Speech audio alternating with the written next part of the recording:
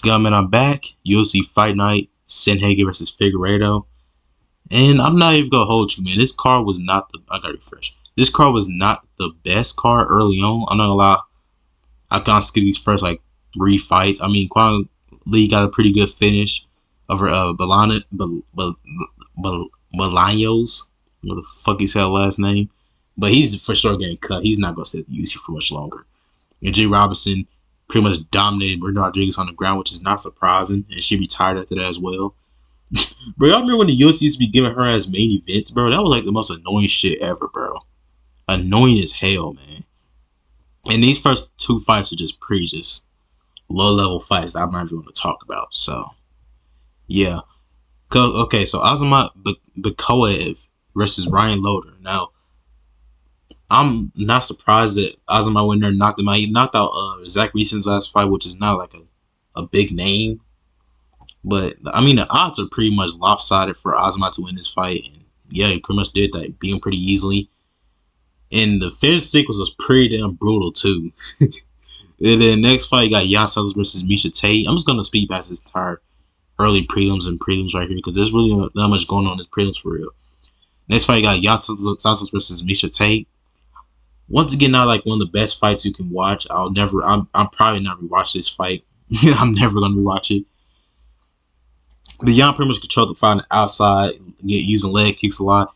And then at the end, Misha almost got a submission. Almost. I'm going to say almost. She just got her back. And then, like, people was like, and the commentary team was like saying, oh, Holly Holm. She finished Holly Holm. But, nigga, that was in 2016, bro. No one even thinks about that fight anymore, bro. And they do. They're just like, damn, that was a crazy finish. Like, bro, that was 9 years ago, bro. I promise you. Like, come on now, man. But, yeah. Jan Santos wins the fight. Whatever. Okay, next fight, guys. Mason Jones versus Jeremy Stephens. You know, Stephens coming back returning to the UFC for only 1 fight. Mason Jones getting a contract with the UFC again, which I was kind of hoping we would get Mason Jones back because what he's been doing at Cage Warriors since the UFC cut him. It come a little too early, you think, because he didn't have like the best run. He had a crazy fight against Mike Davis. And then he beat David Onam his second fight. I'm pretty sure. I forgot which fight that was in his UFC career. And then I think after that he had a fight Alan Patrick, which it was a no contest. I forgot what happened in that fight. But he was winning the fight almost without the finish there. Then, yeah. And then, well, after that, he had lost. I forgot who he lost to. He lost a pretty lopsided decision, like 30-27. He didn't, like, dominate, but it obviously didn't go his favor, you know. But now that he's finally back and looks better, way better than when he first got into the UFC. Because I think he went to the UFC as a double champion in Cage Warriors, actually. And now, of course, Jeremy Stephens, he was doing his thing at BKFC. He had a little bit of a run in the PFL. And yeah. And I kind of know why the UFC had his UFC thing say 19 losses, because he got 21 losses in the PFL. Like, he got like 2, because I think he had went 1-2 in the PFL. I think he had beat Miles Price, lost to Clay Collin, and lost to what was his name? Nathan Shaw? I forgot what the fuck his name was, but something like that. But yeah. But I think the UFC probably just didn't want to acknowledge his PFL career, which I understand it. PFL sucks ass. We're also going to be talking about that card as well from Thursday. But going for, this fight right here was pretty much a war until Mason Jones started to take him down in the 3rd round, which is really the smart way to do it, because every time, like, when he wasn't taking him down, it was just pretty much back and forth, bro. And for Mason Jones, he wants to kind of keep that record, you know. He don't want people to sit there. He don't want to lose to a damn old Jeremy Stephens, you know what I mean? But I'll say Steve's probably going to be on his way back to the BKFC to go do his thing over there. Hopefully fight Mike Perry next. I want to see that next, for real. I like to see that fight next. As you got Sergey Side versus Cameron Smotherman. Now, not much to really talk about in this fight as well. It's pretty much a striker battle from majority of the fight. Side won the majority of the striking battle. Then he got a couple takedowns in the 2nd or 3rd round, pretty sure. He took his back at one point and won by decision 30-27 on one scorecard, 29-20 on the other 2. As you got Monto, and I'm not even gonna lie, I didn't really watch this fight much because Canelo was fighting during the time. But Monto Jackson versus Daniel Marcos. I say what I mainly saw in that fight was I think Monto had got a takedown in the 1st round.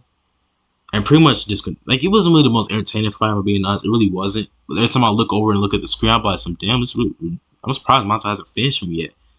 But it's about time Marcos has finally took that one loss because I'm not even gonna lie to you, man.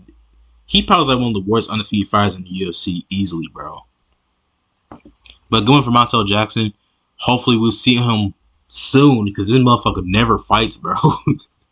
I'm saying his next fight will probably be next year or some shit, bro. Probably like mid next year. Next, you got Daniel Rodriguez versus Santiago Ponzinibbio. Now, this fight, I was surprised Ponzi was the favorite because, Ponzi is a little bit chinny. And he had a good second round. To be fair, he got rocked pretty bad in the first, but he had a good second round. Third round, Rodriguez just knocked him out. Pretty much to start, he threw a flurry and knocked him out cold. And then with some guy, knocked him out cold with some ground pound after that. Not really a surprise as a result. I don't know what's next with Ponzi. I would say retirement. I don't think he needs to fight anymore. Rodriguez, I don't know what happens with him either, but yeah.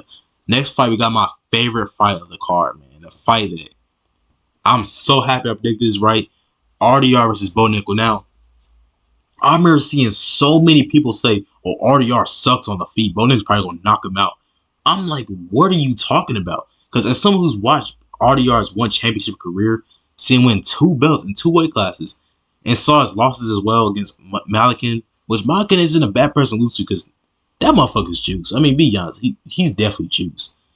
But they were disrespecting the fuck out of this motherfucker right here. They was just like, bro, look at these odds. Minus 375. Like, bro, if I was betting on these fights, man, oh my goodness, I would have been rich from this one fight right here, bro. I did pick RDR by submission because I thought he would probably gas him out at one point, but he did gas him out with the knees in the clinch. And I'm not even gonna hold you, man. Bisping was kind of fucking glazing early on in the fight because I remember it was like a sequence where Nickel was moving his head and slipped like a jab from RDR, and fucking Bisping was talking about some great head move by Nickel. I'm like, bro, what are you dick riding for? The fight just started. Don't start glazing already. But good win for RDR, man. I'm just happy to finally see this fraud check happen because, dude, they were hyping Bo Nickel up since the damn Contender Series, man. And don't get me wrong, I actually used to support the Bo Nickel when he was on the Contender Series at first. But this is back in like 2022 when Alex Pereira was middleweight champion. And I remember a lot of people sitting there saying like, oh, RDR could really beat Alex Pereira right now. It would be easy for him to go up there and beat him. I'm like, what are you talking about? He hasn't even faced a ranked person yet. Most people were like, the people were legit saying that before he was even in the UFC, bro. And I'm just happy to see this fraud check happen because, God, dude, the amount of dick riding I saw from the fans in the UFC. I remember when he got added in UFC 4 as well. That shit pissed me off a lot back when he was added in UFC 4. And man, to just finally see this happen, it means a lot to me, bro. I know it may sound like a hater and all that, but man, like, I waited so long for this, man. Like, seeing all this dick riding, like, oh my God, man. It means something to me, bro. It really does, man. It means something to me. Like, he was over here getting main card slots on cards that he would like he got he had a main card slots on pay-per-views, bro. I remember the worst ones for UFC 300, bro. Like, they had Figgy and Cody Garber on the early prelims, but had Bo Nickel on the main card. Like, what? But man, shout out to RDR, man. Very underrated fighter. I'm surprised he wasn't the favorite considering he's had a lot of experience in MMA. Like I said before, this is not wrestling, and most of these wrestlers nowadays kind of get beat up a lot when it comes to MMA. They kind of do, you know. And that's it. We got Corey Sandhagen versus Davis Figueiredo. Now, this fight's pretty dominant for Sandhagen. I'm not surprised it was dominant. Figgy kind of old in his career. And then Figgy ended up popping his knee in like a little bit of a scramble, I will say. I'd say it was probably from an inverted heel hook that Corey Sandhagen went for at first. And Figgy was pretty much done after that. He tapped to the tap because his knee was pretty much fucked up. He couldn't continue. Not surprising. I kind of expected this. But going for Corey Sandhagen, he probably should be getting the next title shot, man. Hopefully, after Marab beats Sean for a second time, I hope he does beat him for a second time. But man, I'm just happy to see that project happen in the co-main event, man. I really am, man. Like, that's something I need to see. Now, hopefully, we get something like a Paddy Pimblett next. Like, I know a lot of people say, oh, Paddy Pimblett's for real. Bro, he beat an old Michael Chandler. Whoop-de-doo. Like, come on, man. But we're going to talk about the PFL card next, right here. We're gonna talk about the main event on this card. Actually, this fight here was what fight was it? Oh yeah, Romanov made his PFL debut. Got Tim Johnson out there pretty easily. This fight here was a robbery. Oleg Popov, whatever the fuck I'm calling this nigga right here. He just case smushed his motherfucker Carl Williams in his PFL debut. Case basically put the Brian Batista, which is it's becoming too common in this damn sport. You know, I mean, it's getting annoying, bro. But next you got the main event: Phil Davis versus Rob Wilkinson. Now, of course, Phil Davis was in the UFC at one point. He ended up his UFC career didn't really. It had a good amount of time. He had a good run there. He submitted Alexander Gustafsson, took his first loss against Rumble Johnson. Pretty much after that, he started losing a couple after that in the UFC. Then went to Bellator, became champion there. I think he lost to Ryan Bader in Bellator, right, or something like that. Lost the belt to Ryan Bader, and then pretty much he never got back after that. Now Rob Wilkinson also had to run in the UFC for a little bit. Mainly known for his fight he had against Izzy because that was Izzy's UFC debut. And pretty much after that fight, he went to the P. I forgot where he fought, but I don't remember where he fought after his UFC. I think he got cut from the UFC or whatever. But all I remember is he went to PFL, became champion there, and then he got caught juicing. He got caught juicing against Thiago Santos, and yeah. And then his first fight back after getting caught juicing, he lost. I wouldn't say like a dominant way. He just didn't look good, you know. He didn't look all that good. His second fight, which is this one right here against Phil Davis, he got knocked out. Which, I mean, Phil Davis isn't really known as a knockout artist. I mean, come on, like his last finish was like probably like 6 years ago, bro. He's not really known someone as like a knockout artist. He's more of like a decision machine, you know. Like his last finish was fucking 2019, man. I mean, how the hell do you lose the? How do you get finished by Phil Davis? I'm not gonna disrespect Phil Davis. He did his thing. He had a good little run in the UFC. I mean, he only had 2 losses in the UFC to Ryan Bader. He lost 2 times to Ryan Bader, which is kind of fucking crazy, but he had a good run, man.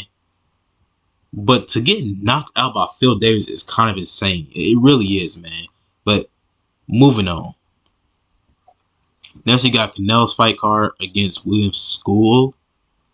And, well, why did I watch the Buckley versus Ajagba fight?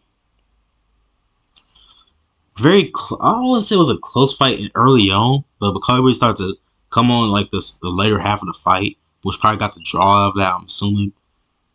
But hopefully see a rematch for that soon. I want to see it to be 12. I want it to be 12 rounds as well, not 10, you know.